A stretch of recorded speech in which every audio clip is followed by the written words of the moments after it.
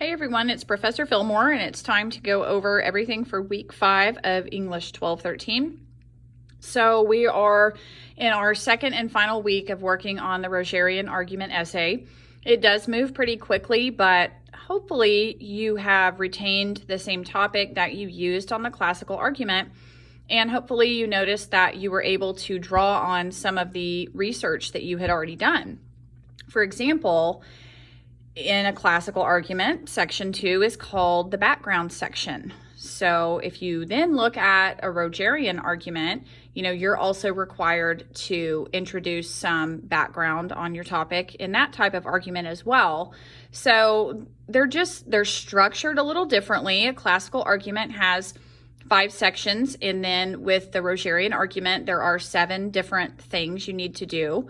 And then the outcome is different. In a classical argument, you are going to be arguing for one side over the other. And in a Rogerian argument, you're going to arrive at some form of compromise between 2 opposing viewpoints.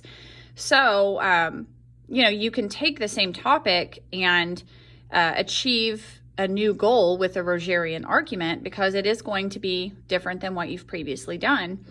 So, I think sometimes it's helpful to actually go back and review what the instructions are again.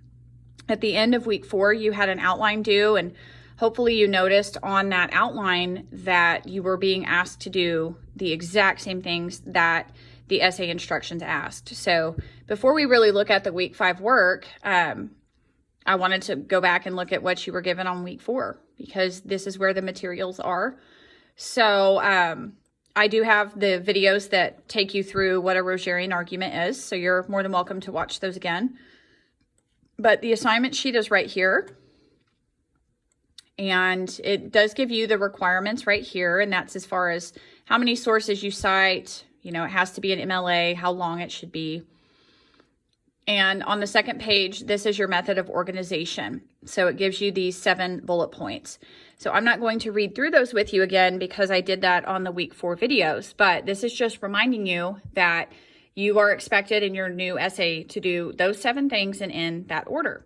So if you do have information that you've already researched and found out on your classical argument that happens to fit any of these bullet points or these things that you're being asked to do on this new essay, you can definitely pull that information forward into this essay. But it's obviously just, structured a little bit differently and has a different goal. So please review that document for those 7 steps. And then hopefully you've done your outline, which was here on week 4. So it gives you an overview, instructions, and some things to consider before you begin. And then once you're in, you'll notice that you are given these steps to complete that line up with exactly what the bullet points and the instructions asked you to do. So those are both really good tools for you to make sure that you're doing everything you're being asked to do. Think of it as a checklist.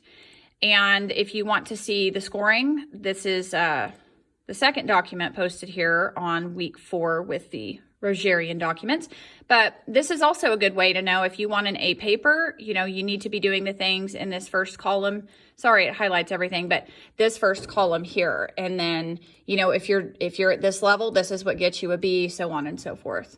So that explains the way that I'm asked to score your final copy, which will be due at the end of week 5. So I wanted to make sure that you guys knew that those things were there for you. I do believe here on week 5 that the instructions are reposted. Normally, they don't have that stuff reposted on the following week, but I think that it's helpful when they do that. So we're going to stop this video now, and then we're going to look specifically at week 5.